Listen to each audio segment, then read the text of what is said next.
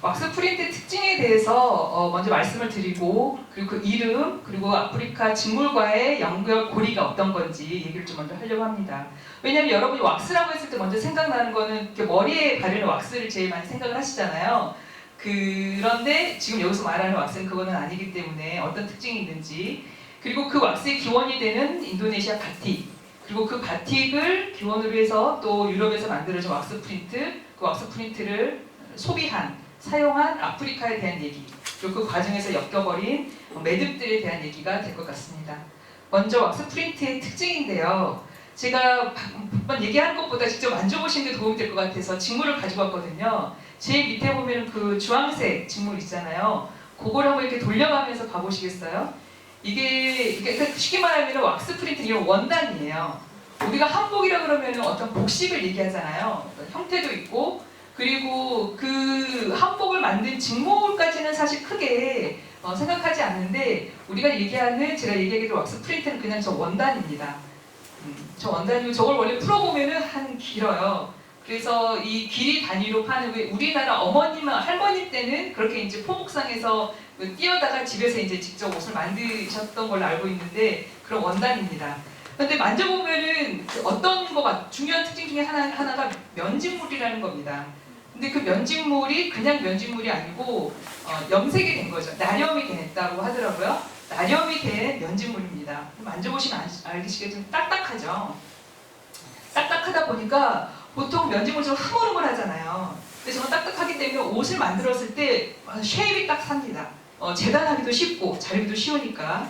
그리고 뭐 통기성도 좋고 통풍성도 좋기 때문에 뜨거운 햇볕이나 바람이나 먼지로부터 막아주는 거죠. 그리고 관리가 용이합니다. 관리가 용이한데 뭐과 비교했을 때 더 특히 그러냐면 모직물이나 견직물, 비단이랑 비교해보면은 정말 말할 수도 없이 관리가 용이하죠. 이런 부분들이 직물을 만들고 직물을 빨고 또 입어야 되는 여성들에게 얼마나 그 좋은 직무였는지는 좀 상상이 되는 것 같습니다. 그 뒤에 있는 역사적, 기술적, 시각적, 사회적, 문화적 특징은 제가 이제 얘기해야 될 내용이기 때문에 그냥 넘어가도록 하겠습니다. 이 직물은 이렇게 하나인데 이것을 부르는 명칭이 사실 너무 많습니다. 이 명칭에서도 알 수 있는 게 얼마나 많은 매듭들이 있겠구나 라고 생각을 할 수 있을 것 같은데요. 먼저 가장 광범위하게 얘기되는 보편적인 얘기가 아프리카 프린트입니다. 프린트 됐다는 거고, 그 다음에 아프리칸 텍스타일, 그 다음에 아프리칸 패브릭이라고도 합니다. 텍스타일이나 패브릭은 직물이라는 의미거든요. 그러니까 아프리카 직물이라는 거예요. 학계에서는 왁스 프린트 또는 아프리칸 왁스 프린트라고 합니다. 그런데 이게 진품이냐, 뭐가 오리지널이냐, 뭐가 정품이냐, 사실 우리 정품 중요하게 생각하잖아요. 처음 이게 만들어진 게 진짜 왁스가 뭐냐라고 했을 때는 더치 왁스, 홀란드 왁스, 왁스 올란데, 인더스트리얼 바틱이라고 됩니다. 그러면 여러분도 더치나 홀란드 들어보셨겠지만 네덜란드잖아요. 네덜란드 왁스가 진짜 정품 왁스인 거예요. 그리고 인더스트리얼 바틱, 그러니까 공장에서 만들어진 산업화된 바틱이 또한 처음 만들어진 원조, 원본이라고 얘기를 합니다. 역사적으로는 바틱 이미테이션, 그러니까 바틱 모조품이라는 거죠. 그리고 자바 프린트, 팩토리 프린트 클로스 또는 이제 그 프린트 바틱이라고 합니다. 그러니까 바틱을 프린트했다는 거죠. 그런데 아프리카 현지 사람들은 또 이렇게 부르지 않고 앙카라나 빠뉴, 키텐지, 치텐게, 또 칸가, 아니면 그냥 왁스라고 부릅니다. 그리고 이제 품질을 기준으로 해서도 슈퍼 왁스, 자바, 펜시 프린트로 또 이제 구분이 되기도 하는데요. 여기 나와 있는 용어들에 오늘 제가 얘기하게 될 키워드들이 사실 다 들어가 있습니다. 일단 아프리카는 기본으로 들어가겠고요. 그다음에 더치, 그다음에 인더스트리얼, 바틱, 이런 자바, 이런 것들이 오늘 우리가 얘기해야 될 중요한 키워드입니다. 그러니까 아프리카 직물은, 이 왁스 프린트는 아프리카 직물이지만 아프리카 직물이 아닌 라는 평을 갖고 있어요. 그러니까 더치가 진짜인 거고, 자바가 어디죠? 인도네시아 자바섬의 자바잖아요. 인도네시아 자바 바틱이 원형인 거예요. 그런데 지금은 아프리카 패브릭이라고 얘기하고 있는 거죠. 이 책은 아프리카를 A부터 Z까지 알파벳 순으로 해서 하나씩 키워드로 잡아서 이제 소개를 해주는 책이고, 이 책을 가지고 아프리카를 공부하기도 합니다, 학생들은. 근데 여기에 W에 다른 많은 게 있을 텐데 왁스를 소개하고 있어요. A부터 Z에서 한 항목씩만 들어가는데 W에는 왁스가 들어가 있습니다. 그 많은 아프리카 직물이 있을 텐데 왁스를 아프리카의 문화자, 아프리카의 헤리티지라고 소개를 하고 있어요. 물론 여기에서도 이게 더치에 대한 얘기도 나오고 인도네시아 바틱에 대한 얘기도 다 설명이 나옵니다. 이 정도로 왁스는 아프리카의 직물이 아니지만 아프리카의 직물로 여겨지는 또는 유산으로 받아들여지는 직물인 거죠. 그래서 이 지점에서 한번 아프리카 직물은 진짜 아프리카 직물은 뭐냐라는 걸 한번 좀 보고 지나가야 될 것 같은데요. 그 중에서도 아프리카 직물이 많이 있을 텐데 그 중에서 어떤 연결고리가 있는, 근데 이제 왁스 프린트하고 연결고리가 있는 게 아니라 그 바틱하고 연결고리가 있는 것들만 제가 좀 몇 개 좀 추려봤습니다.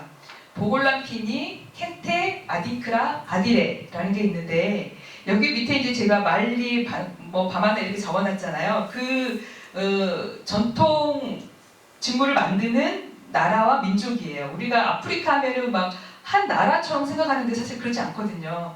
그래서 보골람핀이라고 했을 때 보골람핀이 아프리카 사람들하고 다 있고 그런 게 아니라 말리라는 지역에 바마나 그 민족이 있는 거기서 만드는 직물입니다.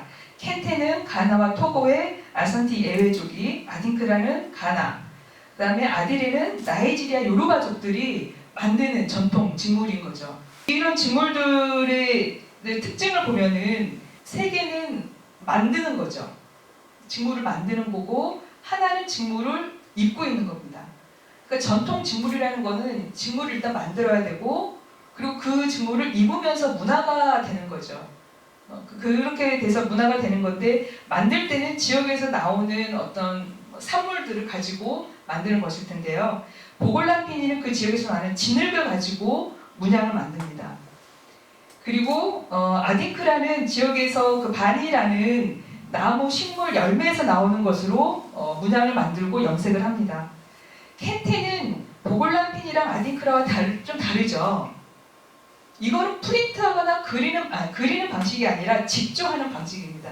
색실을 가지고 색을 입혀가면서 문양을 만들어가는 거죠. 아디레는 손가락으로 그린 거예요.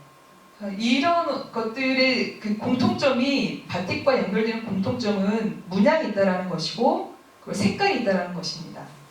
아프리카에서도 그렇고 아프리카뿐만 아니라 다른 전통 국가에서는 이런 직물을 만든다는 게 굉장히 신성시되는 것이고 아무나 만들고 아무나 입는 것이 아니라 특히 이제 문양이 있는 색깔과 문양이 있는 것들은 아무나 입는 것들이 아니었죠. 우리나라만 해도 다 평민들은 그냥 백이민족 하얀 옷 입고 귀족들은 색 있는 옷도 입고 또 밑에 뭐 단청도 들어가고 공황도 들어가는 금박에 그런 무늬가 들어갈 수 있는 옷을 입을 수 있었던 게 아프리카에서도 이런 색깔과 문양이 있는 옷들은 귀족층이나 왕족이나 그런 지배층들이 입을 수 있었던 귀한 물건이었습니다.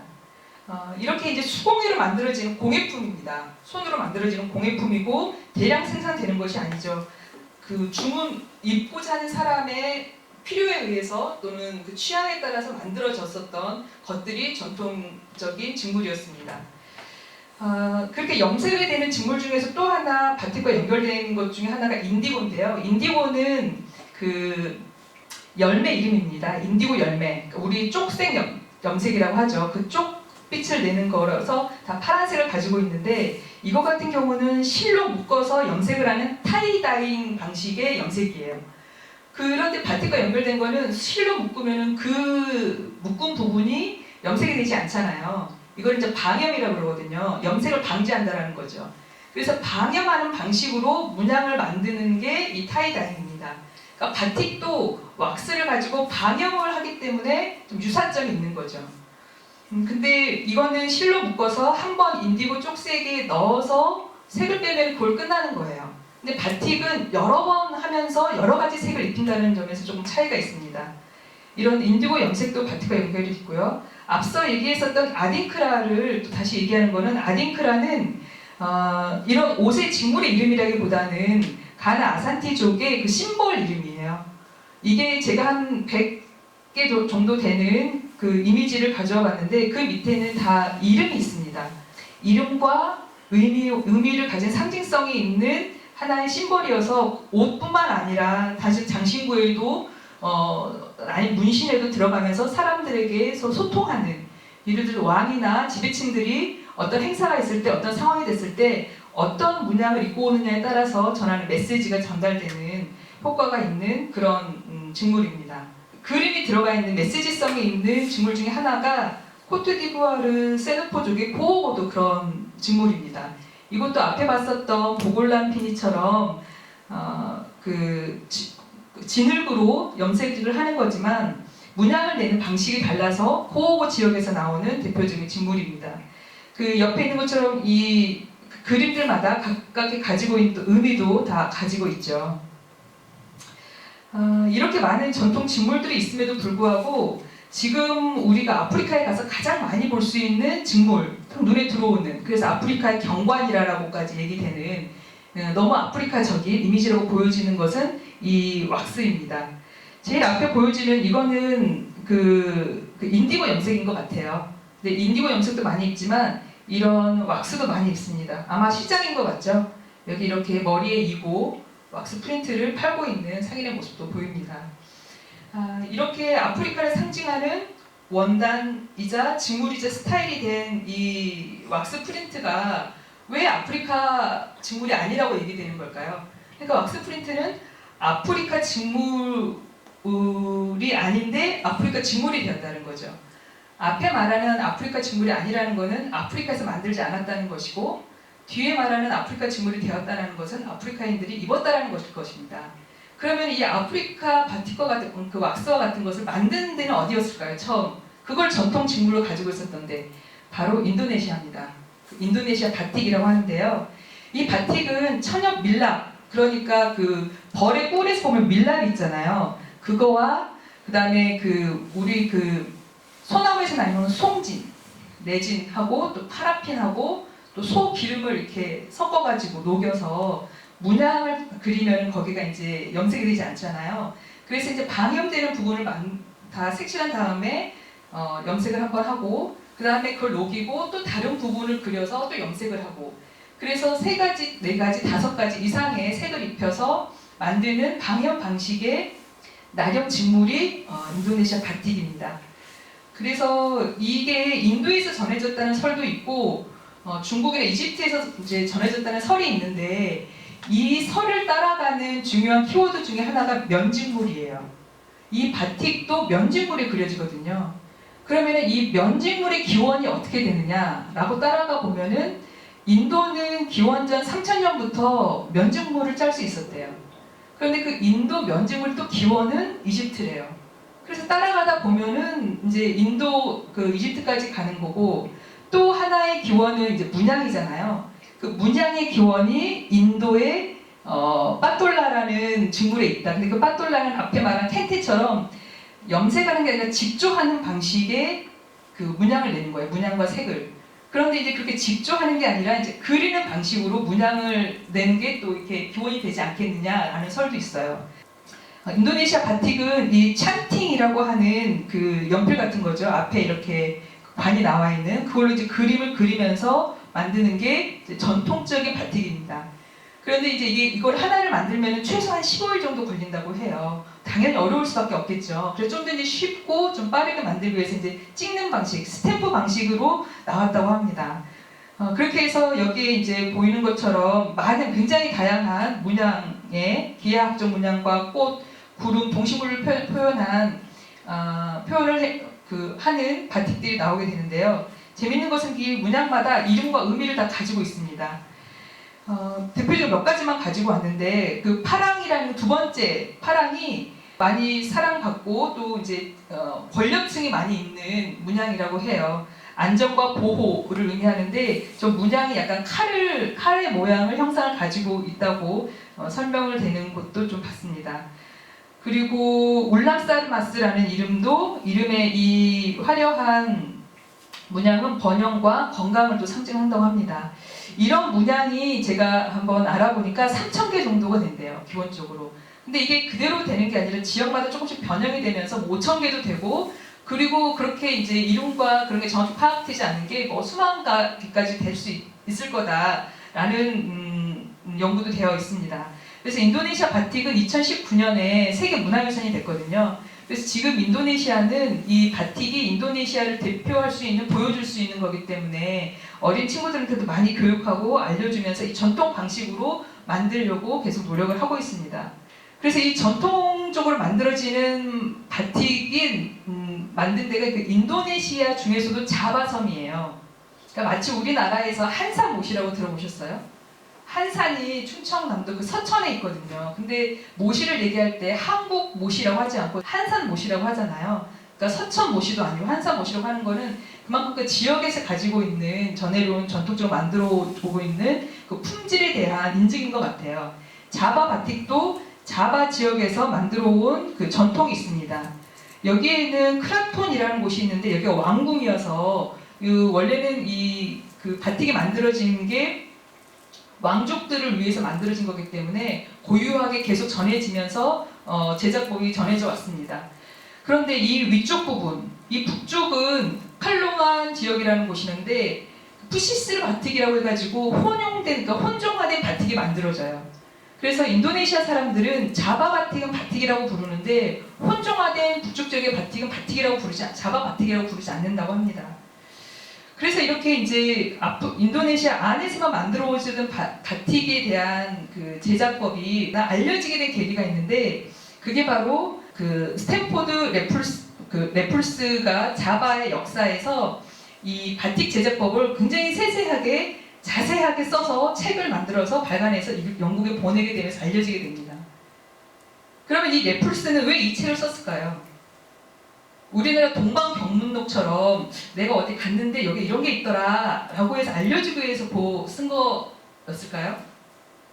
그건 아니고요. 1800년대가 영국에서 이제 막 면지물 산업이 막 나올 때였어요.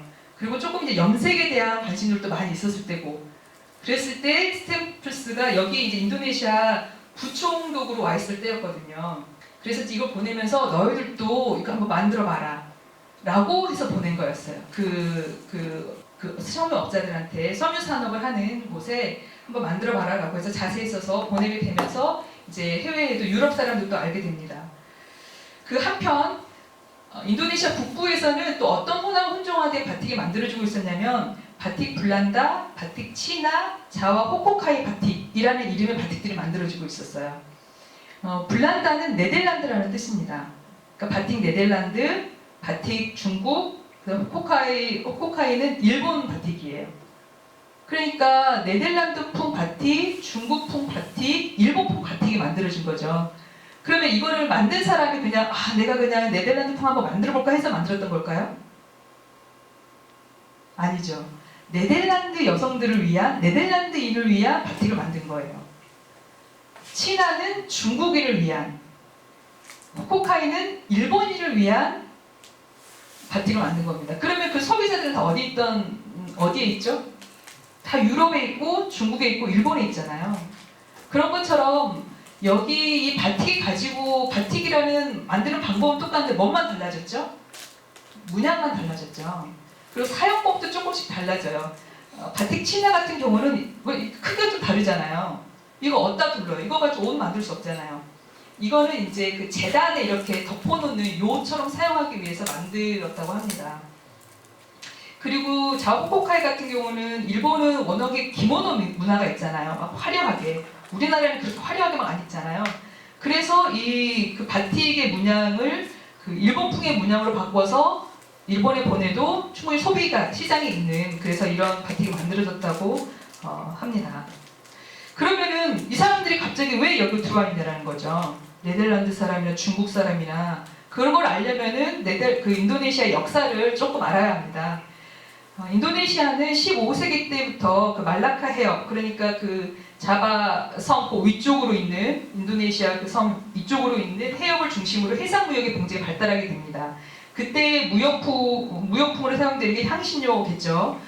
거기에는 직물과 금속도 들어가 있습니다. 이때 전국 어디, 전 세계 어디에나 그 상업한 하면 무조건 가는 중국인들이 유입이 되겠죠. 15세기 때도 유입이 됐었고, 16세기 때 포르투갈 그 사람들이 말라카를 점령하면서 스페인과 포르투갈 사람들이 향신료 무역으로 들어오게 됩니다. 그 이후 17세기에 네덜란드 동유소에다가 진출해서 향신료 무역을 독점하고요. 18세기에 파산을 하면서 이제 네덜란드가 직접 식민지 정치를 시작하게 됩니다. 그러다가 19세기에 그 나폴레옹 전쟁 때문에 네덜란드가 이제 프랑스에 이제 지면서 잠깐 프랑스령이 됐다가 그 뒤에 영국령이 돼서 잠깐 이때 이제 자바를 통째로 들어오게 되고, 앞에 얘기했었던 그 레풀스가 이때 들어옵니다. 그래서 11년부터 16년까지 있다가 돌아가서 이제 17년에 그 책을 영국에서 내게 된 거죠. 그리고 나서 다시 네덜란드로 반환이 됐고, 반환이 됐다가 이제 그 42년부터 45년까지 일본이 들어가서 점령을 하면서 일본 바틱이 만들어집니다. 그러니까 인도네시아 사람들은 우리하고는 똑같이 일본의 그 식민지였지만 그 느낌이 정서가 다르더라고요. 오히려 고마워한다고 합니다. 그 긴 네덜란드로부터의 식민에서 끊어졌기 때문에. 그리고 이제 우리와 같은 45년에 저희의 그 8월 15일과 비슷한 시기에 이틀 뒤에 이제 독립선언을 하게 되죠. 그 뒤에 물론 다시 네덜란드가 또 들어와서 정권을 가져가기로 하지만 일단 독립이 선언되면서 이제 그 20세기가 흘러갑니다. 이렇게 15세기부터 1920세기까지 인도네시아에 들어온 많은 외국 사람들에 의해서 그 네덜란드 이런 문화들이 들어와서 혼종화된 바틱이 만들어진 겁니다. 그래서 흥미로운 건 여기에 들어왔었던 사람들이 나중에 다 산업으로 이어간다는 거예요. 지금은 이 왁스 프린트를 제일 많이 생산하는 데가 중국입니다. 중국산 이미테이션. 그래서 중국에서 많이 생산이 되고요. 네덜란드는 당연히 이제 산업화가 될 거고 뒤에 많이 얘기가 나올 거고요. 영국도 이 바틱을 생산을 합니다. 그러니까 그 오리지널한 왁스 프린트의 양대 산맥이라고 하면은 네덜란드와 영국이거든요. 그리고 흥미롭게도 일본도 생산을 합니다. 심지어 1960년대를 생산해서 동아프리카에 수출까지 해요. 그래서 일본이 얼마나 이 왁스 프린팅에 대해서 흥미로워했었는지는 제가 가지고 온 책 바틱 자바에서 세계로까지가 있는데, 네, 그거를 한번 돌려보시면은 저 책은 일본에서 한번 바틱을 가지고 그 민속 그 박물관에서 전시회를 해요. 그 전시회를 하고 난 다음에 이제 그 도록처럼 만든 겁니다. 그래 아실 수 있을 것 같고요. 아까 제가 말씀을 드리려고 했는데 말씀 못 드렸는데 그 책 중에 좀 두꺼운 거가 아프리카 텍스타일이거든요. 그러니까 저희가 아프리카 직물에 대해서 원단에 대해서 얘기를 하고 있지만 진짜 아프리카 텍스타일은 저기에 있는 것들이에요. 근데 저기에 과연 왁스가 있냐는 거죠. 있긴 있어요. 다르지만. 그러니까 하나의 용어지만 다 다른 실체를 생각하는 경우도 있는 것 같아요.